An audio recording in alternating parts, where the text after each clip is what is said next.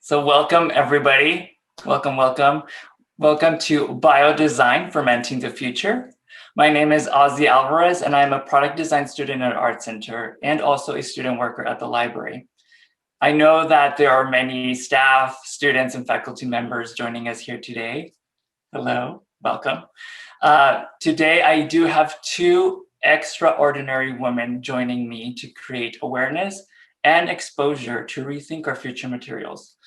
But before we start, the ArtCenter community would like to acknowledge that the ArtCenter College of Design sits on the land of the Hamagana Tongva people, who historically inhabited the San Gabriel Valley area around present day in Pasadena and Altadena. So we honor their connection to this region, and we give thanks for them for the opportunity to live, work, and learn on their traditional homeland. We will start off this event with Anastasia introducing us to her SCOBY world of fermenting the future, and then conclude with a brief biodesign project that I did in Kristine's class here at ArtCenter. And then she will tell us a little bit about her class and how they're thinking of making future materials. And at the end, we'll have time for a Q&A. So feel free to raise your hand and ask the question on the chat. So let's get started. First, I want to introduce Anastasia. She is a multidisciplinary designer and video producer born in Belarus. She's now based in Los Angeles. She got her BFA from ArtCenter College of Design with an honors award for innovative sustainability. She is a guest teacher at Materials Futures class and a producer for Flo Health app. Welcome, Anastasia. Thank you so much, Ozzy. Hello, everyone. Thank you for making the time to join the call today. Hopefully you find something interesting, inspiring, or it sparks a question from you. Let me share my screen.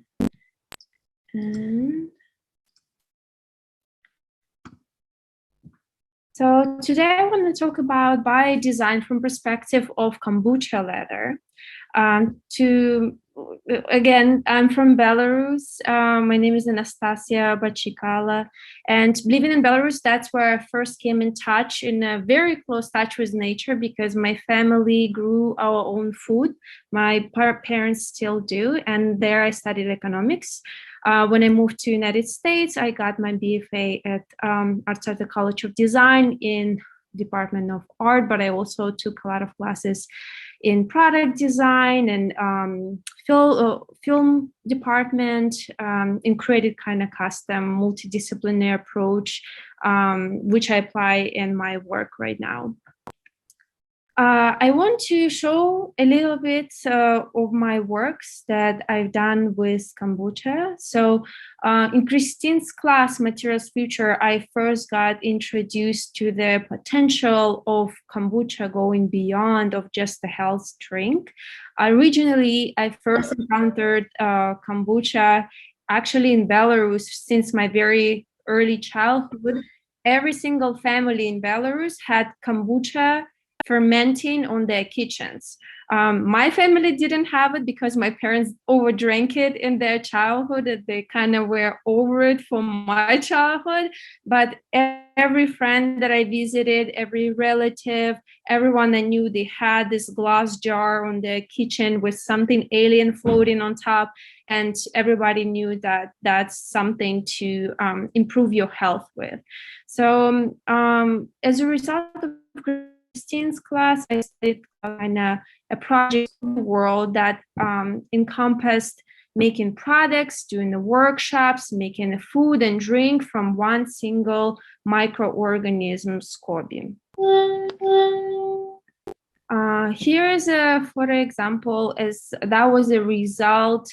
This exhibition was a result of my honors term at ArtCenter College of Design. So during that 3 months, I worked on sustainable initiatives for the ArtCenter College itself, but also I grew SCOBY that was 4 by 6 feet. The attempt was to bring into art and design space living material and prove the concept that can be grown large scale, because usually people who are kind of familiar with SCOBY, they accustomed thinking about like this little, usually circle culture. But during my term, I wanted to prove to myself and to others that can we grow it at a larger scale? Because in theory, SCOBY can grow at any scale that you give container, that you create container for it. So I created as big container as I could in the art studio that I had, and that was the result. Here are some examples from Kristine's class when I was the materials future student. I did a line of earrings made from SCOBY, Kombucha Leather. They are all dyed with natural dye. In this case, the burgundy was beads, and the green one was marine algae. Algae is another microorganism that gives the blue greenish color to the ocean actually, and produce the most amount of oxygen in the world. And I combine it with elements from silver, trying to keep the whole project the least toxic as possible. And I engraved some pattern onto it, because this type of leather, it behaves just like animal leather or fox leather, where you can engrave on it or give it any texture that you want. Another branch of that kind of company concept project was leather journals.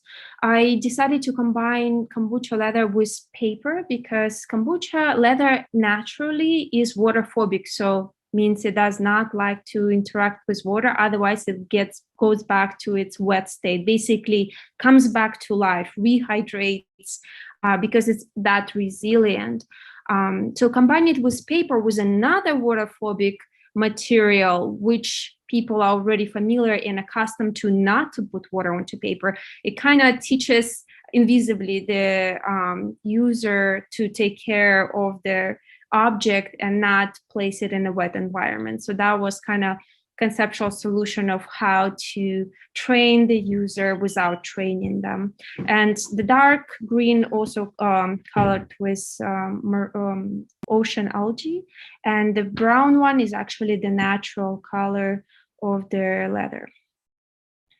And also as a part of circular philosophy, circular economy, if you're not familiar, is an approach to design an economy where there is no waste and all materials are cycled in a system endlessly, potentially, through either coming back into a system or biodegrading safely. So as part of a project, I was thinking of multi-product approach. So while creating leather, while creating objects, what else can be created? So one, obviously, is the drink, kombucha drink that is in pretty much every store at this point. Another thing that it can be also turned into a food source. In this case is a fruit leather, because SCOBY is very, very rich in protein, probiotics, and several enzymes. So just quickly, if not everyone familiar, what is kombucha? Kombucha is actually a sweet green tea that is fermented with starter culture called SCOBY. So all those like different brands that we see in the stores right now, they actually start as this floating gelatinous disc on top and the green tea, and then in the with probiotic. SCOBY is actually an acronym for symbiotic culture of bacteria in yeast. So that's kind of a two family of microorganisms working together to create this kind of like gelatinous disc, as I mentioned. SCOBY also has a high nutrient powder. It's very good for human health, for digestion and immune. And the first record of this microorganism was found over 2,000 years ago in China, between China and Russia. So it's about in the same time when the first records emerged. So it's pretty ancient. The ingredients for the drink are simple, which also reduce the cost of production dramatically if you compare it to fox leather or animal leather. So the ingredients would be a starter, liquid, and the SCOBY disc. Loose tea must be caffeinated, sugar, and filtered water. And as I mentioned, it can be a multi-product. That's another great advantage, something to keep in mind when working with this microorganism, that in the whole every stage of a process, you can get a product out of it. It can be a drink, can become a material, which we'll focus on today, can be a food, can be a skincare, and in the end of its life, once it gets back into a soil, it can actually be a pretty good fertilizer and give all that nutrients that I mentioned to the soil in that case and enrich it. But today we're going to be focusing on a bioleather made of kombucha. So one of the students of Material Future class here in Cho, she made these wonderful drawings that I think illustrate the process very well. So any designer who would work or decide to work with this organism would first get their SCOBY in a liquid, put it in a container of the size of the material they want to get. Then you would feed it a sweet but cool down green tea. Then we let their this culture to ferment for about a month. And in a month, you get a brand new SCOBY covering entire new surface on top. So you can put a really tiny small mother about this size, but even if your container is 4 by 6 feet, in the end, you will get 4 by 6 feet new SCOBY formed on the surface. Then you can choose to dye it, hopefully with a natural dye, to keep the project non-toxic. Then you can dry it. Living in California, or any sunny place, it can be done with the help of the sun. And then the process of design begins, and the material behaves just like any leather. So here's an example of a different texture and thickness that you can achieve. So here on top, you can see it's a little bit transparent. So once it dried, it would be more like a paper. The advantage that it's more translucent, if that's what you need in the project, or it's not going to last that long because it's more fragile, but it might work for some temporary items, for example, like single-use packaging for sugar, for example. That's the projects that I saw using that type of thickness, and it's transparent and more temporary. Once it gets thicker, like on the bottom, and it's not transparent anymore, but it becomes more durable and more leather-like. Then in the class or on your own, you can achieve very different surface treatment for the leather by overlaying it over mold, and it takes the shape of any mold. So here on the left, you can see there was probably some either beans or 3D form laid out on a bust mannequin, and then the SCOBY forms itself into that shape. If you dry the wet SCOBY on a surface that has, I don't know, laser cut or pre-existing surface like snake skin we see on the second image, then it will take that.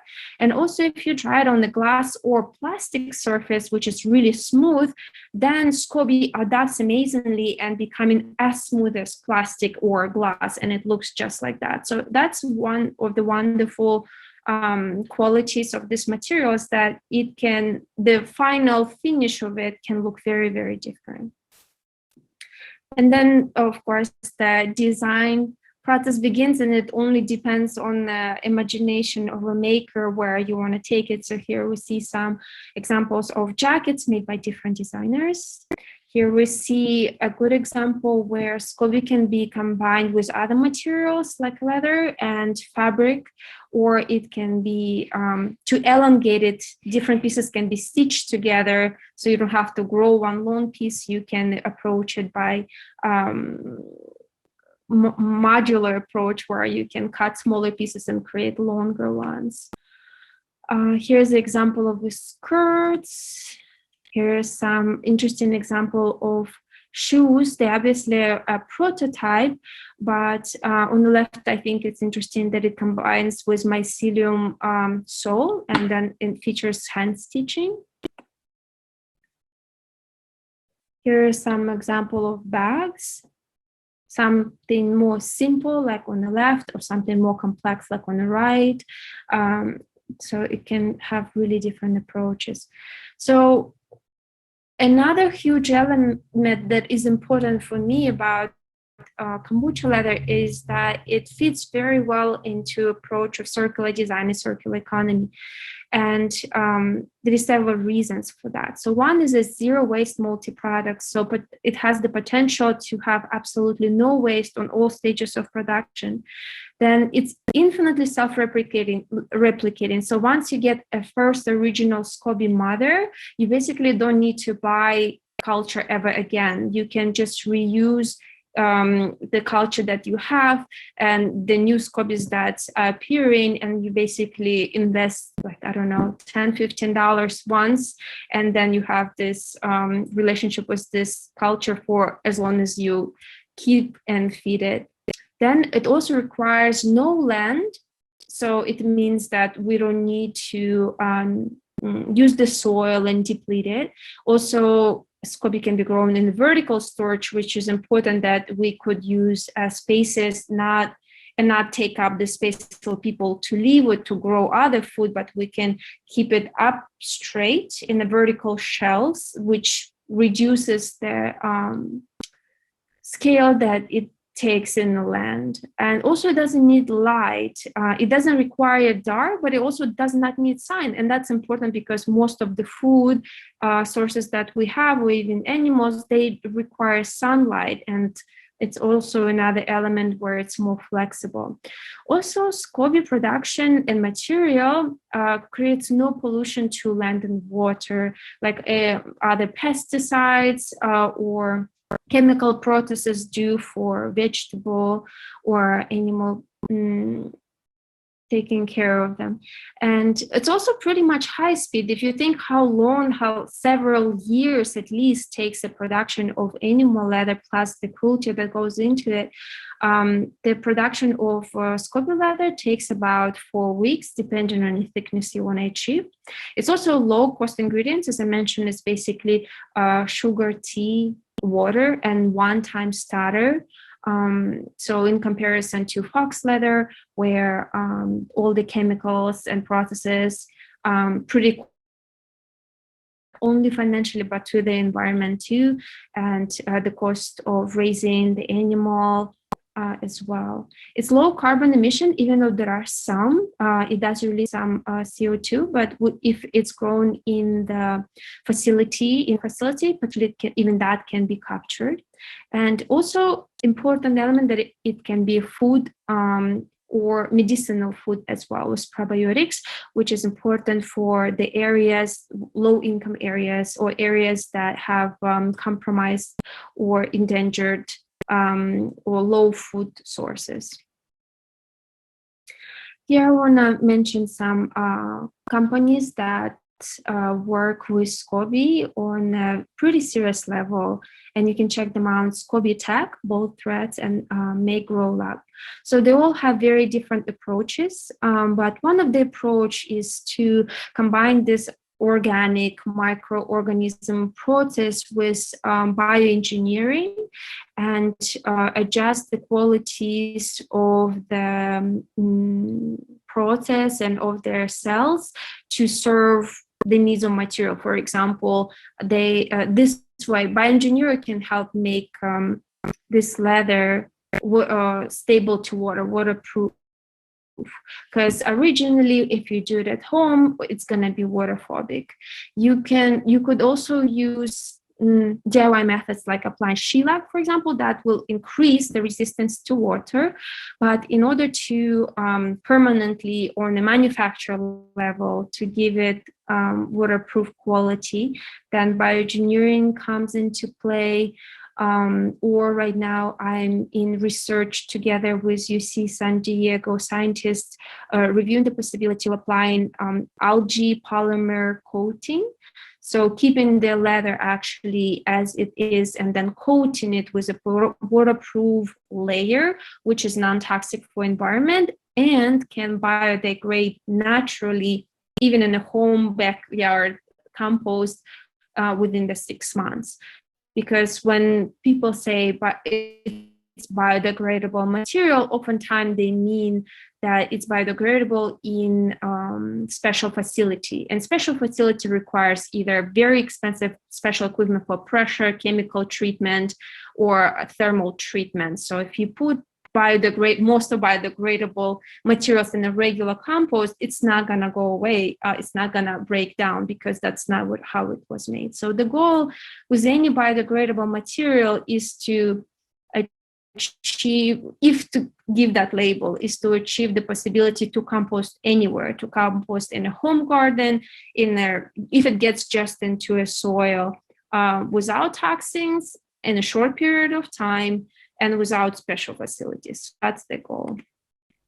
So here I would like to pass it to Ozzy so he could share what he learned and achieved in this workshop, working with Kombucha Leather during Kristine's class, Materials Future.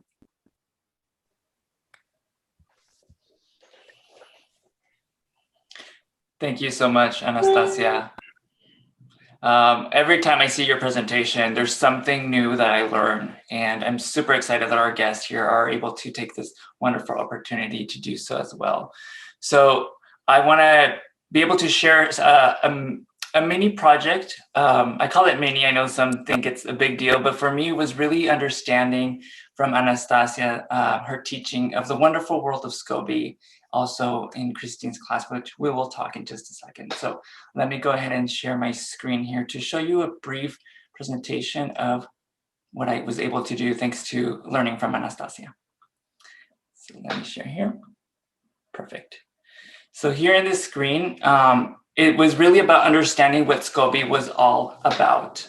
As we learned from Anastasia, it is something that it doesn't take any land. So all it had to do was take some space in my kitchen counter, and really understanding that this is something that can be grown in home and that it would give me a result of genuine feel like leather. There we go. So just like Anastasia mentioned, it does require water, tea, sugar, and about 4 to 5 weeks was my results. On the far left, top left, you can see an image with a little bit of mold. It's okay, it happens, right? This is a life culture. As a student, I was able to learn from my mistakes and yet improve. At the final results, I was able to lay it dry as a flat piece. I was trying to be as good as Anastasia here by making a large piece, which then also showed that it was going to be thin and a little bit weaker on some spots.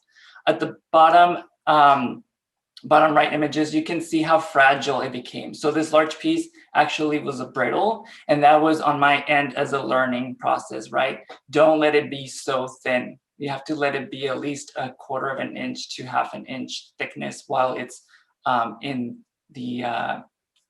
fermenting. But since the class, there are deadlines I had to meet. So then I went ahead and just used what was available. So trying to create that zero waste, and then just dip dyeing it in food grade dye.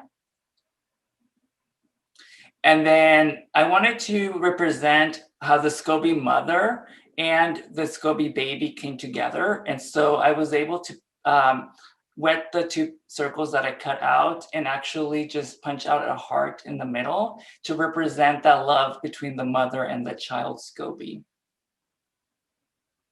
And at the end, I had a wonderful takeaway that although there were mold patches and it was a rough process, I was able to give a piece of my heart to share some love with this beautiful necklace.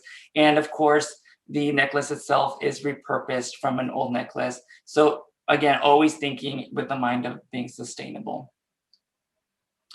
At the end of the class with Kristine, I learned that with all the projects that we learn, we synthesize all of our learnings. So here, this is just a fabric cheesecloth, cotton fibers that I was able to apply with SCOBY. So it was synthesizing the SCOBY process that I grew. And this project was actually from a dream that I had of how I can make something biodegradable or eco-friendly. And the biggest question for me was if I can make a bag in the kitchen look fabulous. And so while I was doing this whole synthesis project, I took pictures just to record everything that was happening in the process. And here, this beautiful image that I was able to capture really showed me like the umbilical cord that's attached with the mother's womb. And this was actually happening in my own kitchen between the mother SCOBY and the child. Here are just a few images. All you need is a container. In this case, I used glass in the top left image. And so it will keep that radius and shape of where the original mother SCOBY is. Again, due to the pandemic, I was only able to work with resources that I had available as a student. So I used the food grade dye, this case blue.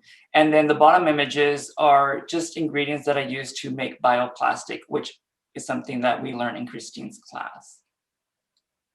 Then I created a beautiful, beautiful material tray out of these materials that then I explored thanks to the sewing lab learnings that I took at ArtCenter. I was able to actually sew on SCOBY on top of the plastic cheesecloth that I made. So it proves that these materials, you can work just like fabrics or any materials that can be sewn on. And then here's just how I was able to put it all together from the beginning all the way to the end.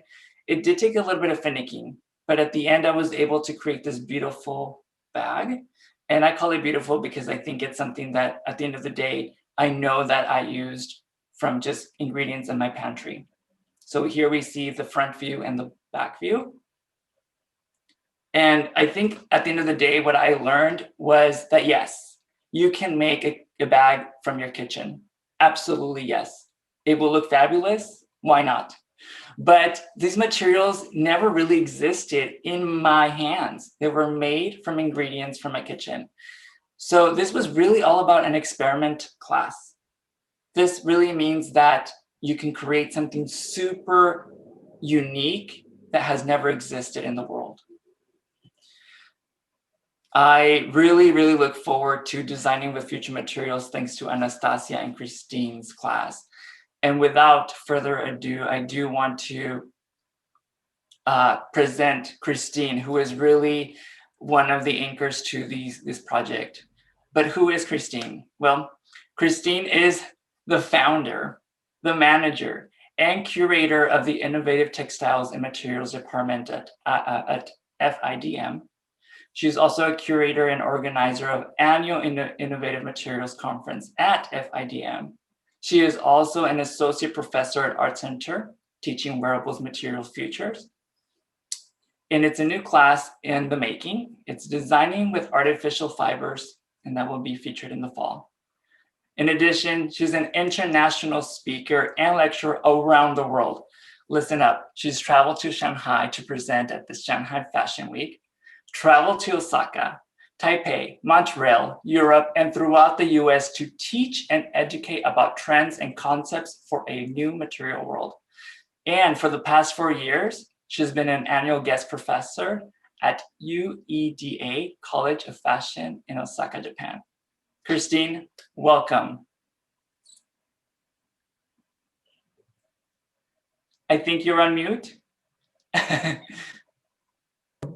Oh my God, what an introduction. Thank you so much, Ozzy. That was really great. So I'm so happy and delighted, that you invited me. Thank you so much. And thank you, Anastasia. And you know, you are one of my absolutely favorite students. And I can't believe that it's almost now 3 years since I've been teaching this class or created this class. And every semester, I must say, it's an exciting journey. So, and for those who don't know this class, let me tell you a little bit about it. It's really about exploring, making, creating, experimenting. I think that's the main, the key word terminology for this class. So this class is actually called Wearables, Material Futures, and it is divided into 5 chapters. So in the first chapter, we cover circular economy and sustainability, and with like subcategories. And every week, students need to create something. So the first assignment is create a repurposed wearable soft good out of your closet, or what you can find, and create something new.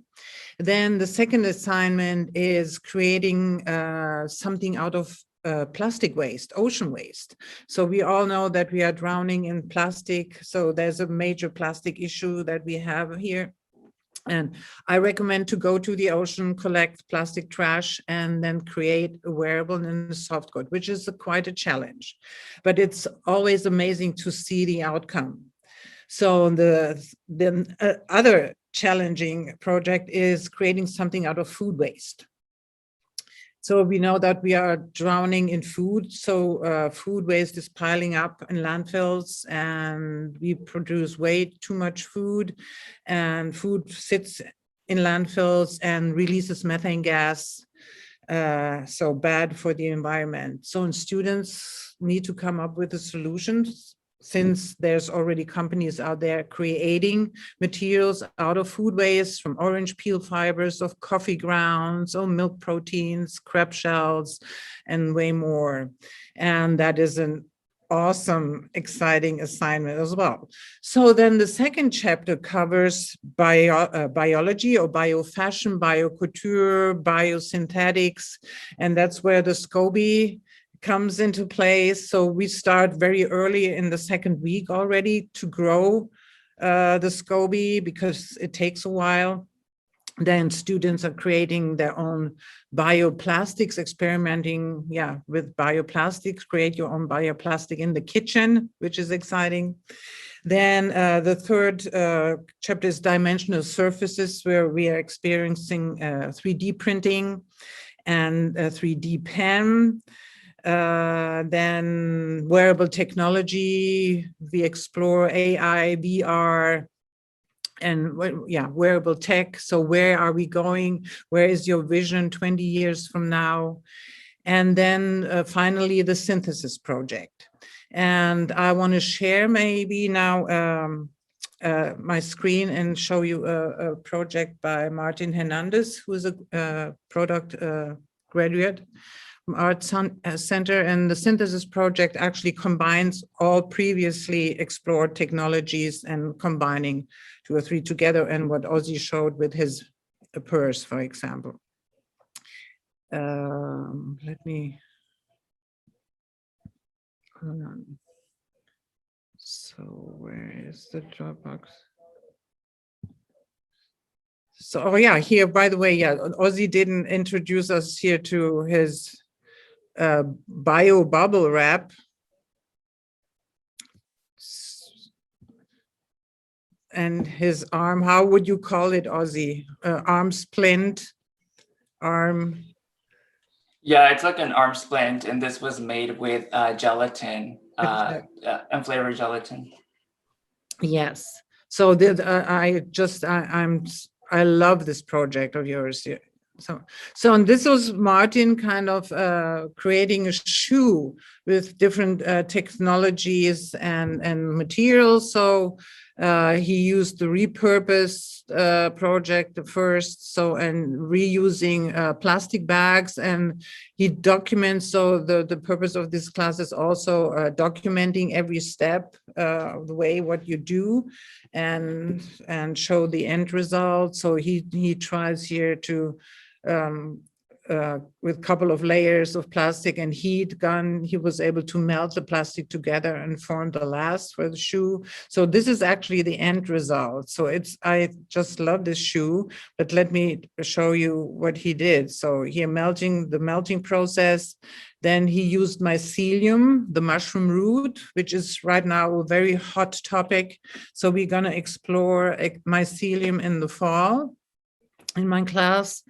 So here he mixed flour, water, and hemp fungus that grew following the shape of any form. And he made a sheet of mycelium and carved the midsole. Then he used the 3D printing project and created a sole and the 3D pen.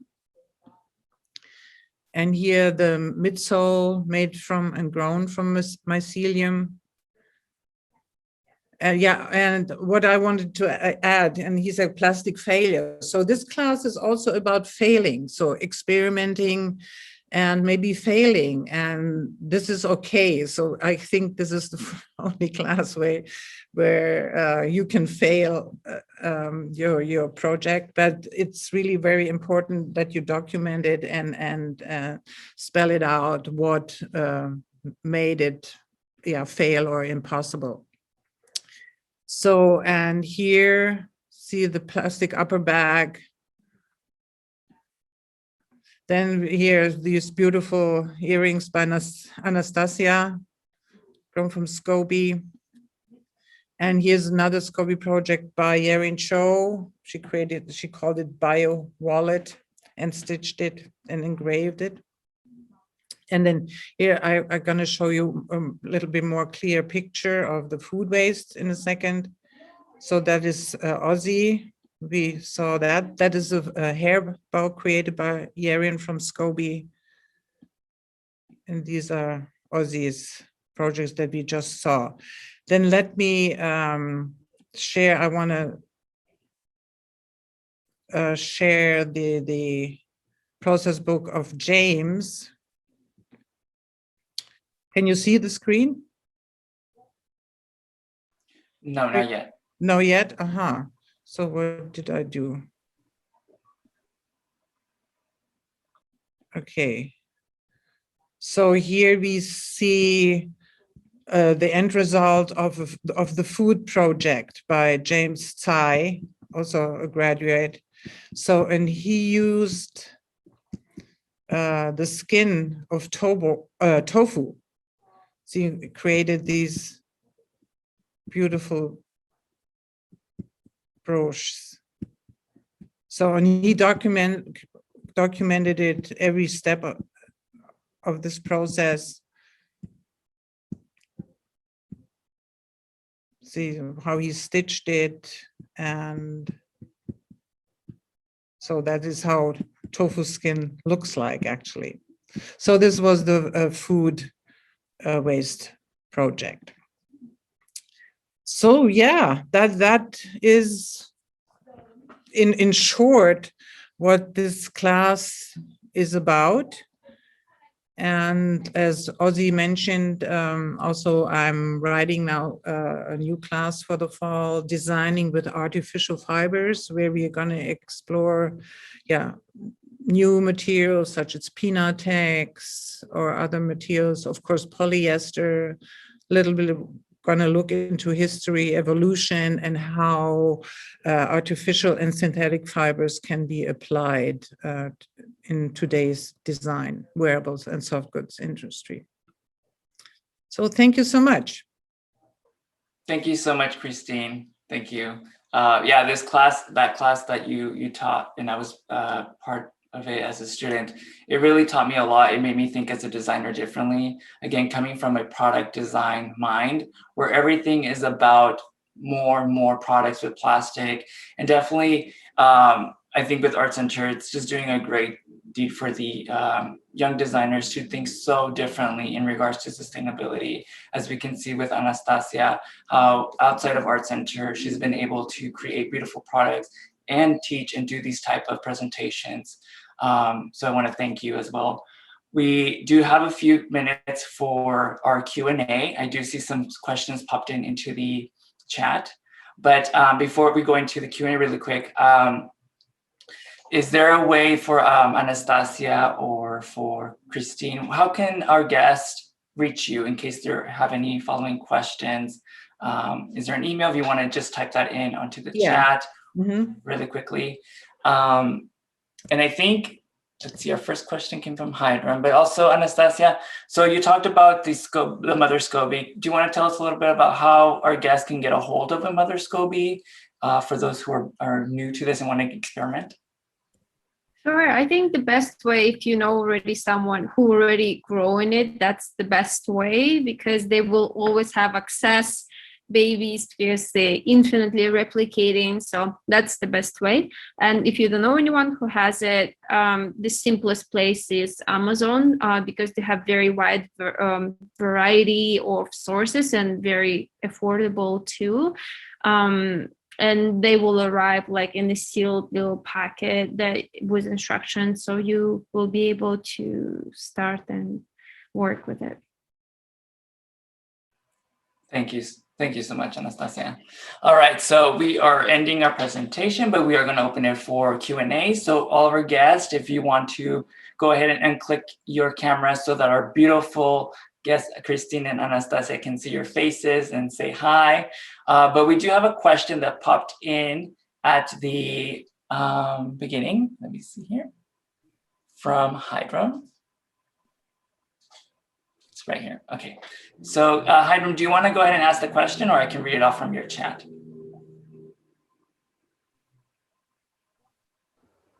Let me unmute. So wonderful presentations. Great to see the experimentation going on. My head is just kind of exploding with thoughts. But my question really, it started with Anastasia, but really it's open to any of you. What do you think is the future of SCOBY? Is it going to be DIY, or is it going to be industrial scale production as a leather replacement? Do you have a sense of where you think this is going? Mm-hmm. I think it's a great question, taking into consideration, small scale of home production and leather being vulnerable to water, for example. So among these three companies that I was mentioning, specifically two, SCOBY Tech and Bolt Threads, those are two good examples that taking it into industrial scale into different ways. SCOBY Tech, they don't really disclose their methods, but I'm pretty sure they use bioengineering to alter the microorganism to make it waterproof and also produce it at a larger scale, even though I have no insight to their secret process. And then for the Bolt Threads, they actually spin little fiber threads out of it and make it they inspire by SCOBY process of fermentation with bacteria in yeast, but then they span and make little threads to make replacement for silk.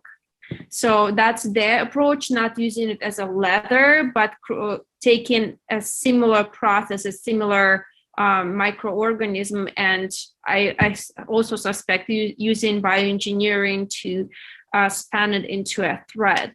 The third way, which I'm exploring myself in collaboration with UC San Diego right now, is what if we keep the SCOBY in original live forms, which is yeast and probiotic bacteria, and then we only seal it with algae polymer, which is non-toxic and biodegradable, which was developed by UC San Diego. And this way we make it waterproof. So in that case, the material remains the same, the leather, but we make it waterproof by coating it, basically. And then the next step would be to create controlled environment for SCOBY to achieve the same result of leather every time.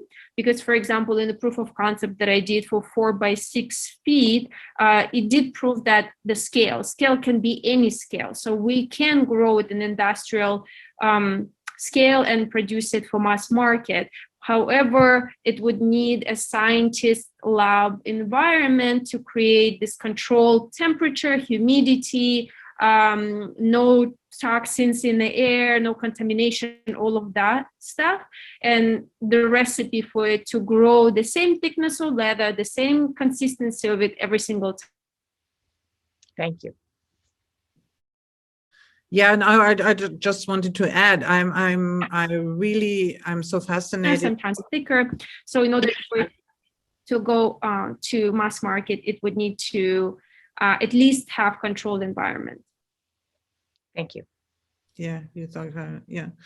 So I so appreciative that Anastasia is really, I say, on it and really explored it after the class, and to see how far she can get. And now the collaboration maybe with UC San Diego, so gives the whole project a new perspective.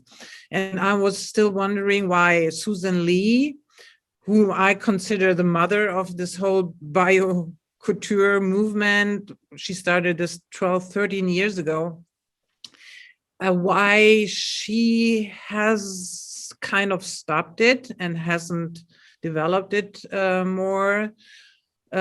She became then the creative director of Modern Meadow in New Jersey, and they released a couple of years ago the first biofabricated leather-like material called Zoa that was grown from collagen and yeast in the lab.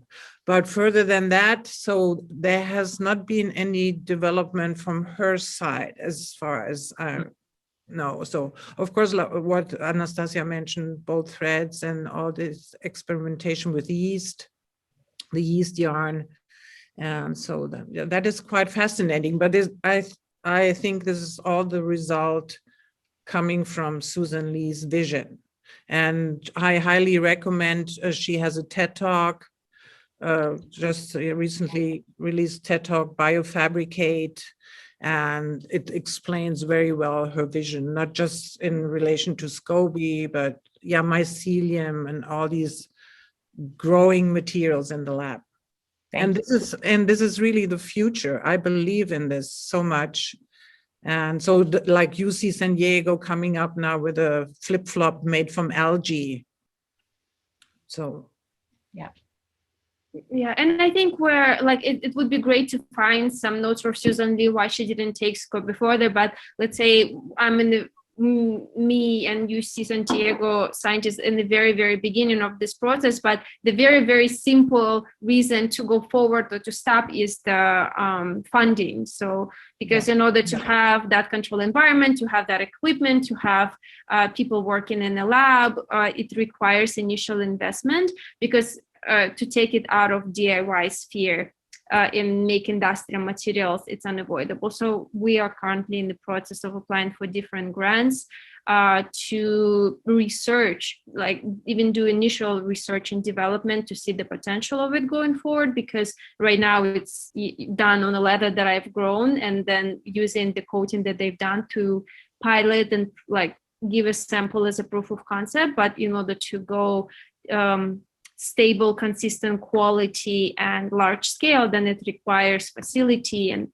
funding and investment. So that's one of the very simple reasons that I see. And then second is the interest from companies. So oftentimes company would partner with researcher and material scientists to help develop that materials that they would then use in the project.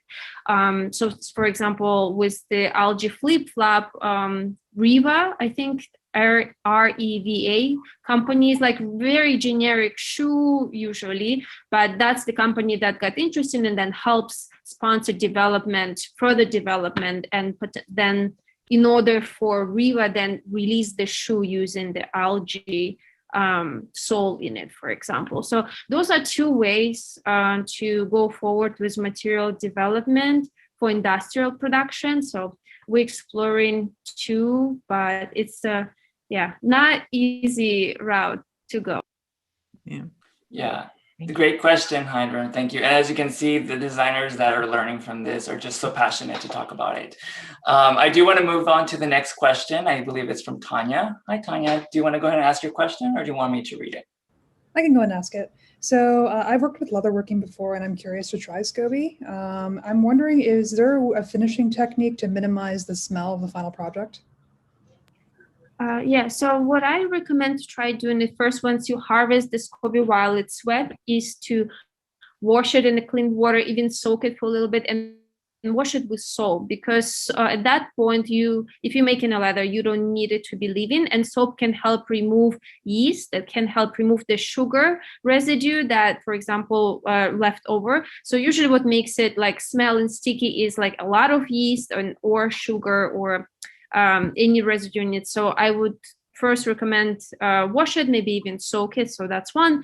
Second is sealing it, like covering it with something. What I've done and worked well for me, even at home environment, is shellac. Shellac usually used is a natural coating for wood usually, but it works fine on the leather too. You would have to like melt it so you get like the liquid form, and then you apply it. So that would also help to kind of seal the smell in a way inside of it. And then third is time. Honestly, like over time, like all the objects that I own or have or made, they don't have the smell over time. So it just loses it. But I think those two practices initially helps to reduce before even get into that stage. So like soap and water, soaking it, coating it, time will pass. And some people use wax, even though I wasn't able to achieve neat enough results so that they are consistent throughout the surface. I guess it requires some a little bit different equipment to melt maybe the wax and apply it differently, but I personally wasn't able to do it well, so I use shellac. So try those two things. Hopefully it works for you a little bit better, but over time it also will lose it too. Mhm. Thank you. Awesome. Great question, Tanya. So we do have one more question from Stephen, but I do want to acknowledge the comments, beautiful comments that were placed in the chat by Hydrum. We have Evelyn, who else? Christopher, Rachel. Yes, we are excited for you guys to start your SCOBY. Thank you so much for the comments regarding the bag that I created. I couldn't have done it without Anastasia and Kristine's direction. So Stephen, if you're there, would you like to ask your question, or would you want me to read it? Sure. My question is, how does SCOBY leather compare in terms of its lifespan and durability in comparison to traditional animal leather or synthetic leather? And also, is there some sort of tanning or processing process similar to these other leathers, but more environmentally friendly or so forth, that transforms it from something from living culture to leather type substance? Great question. So the durability will hugely depend on two things: the health of their SCOBY that is grown, and second, on the thickness. So in the thickness, I had the picture in the presentation where the thicker it becomes, the less transparent it becomes. So if I'm aiming for a very, very durable leather, that I would probably feed it several times, let it ferment longer than a month, maybe like months and a half, 2 months, probably maximum, or drying several SCOBYs on top of each other together, and in the process of drying, they fuse together. So the goal is to get the thicker culture. And about the healthiness of their culture, sometimes, like for example, initially I tried to scout SCOBYs from kombucha breweries because they compost them. They don't need them. It's in a way food waste. So I thought it would be an amazing idea to, save the food waste and use the SCOBY. However, when they grow in an industrial environment, they don't have the goal of a healthy SCOBY itself. Their goal is a drink, the liquid. So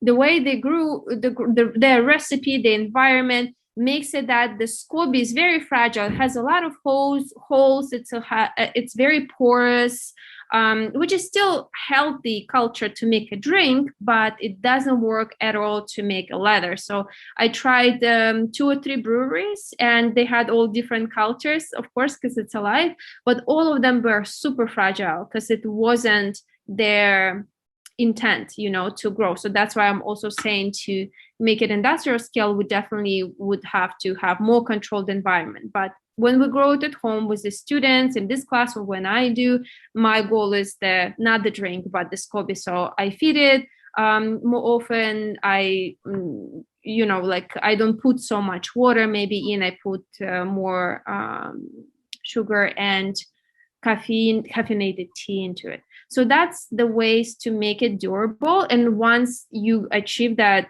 thick SCOBY, the durability is very high.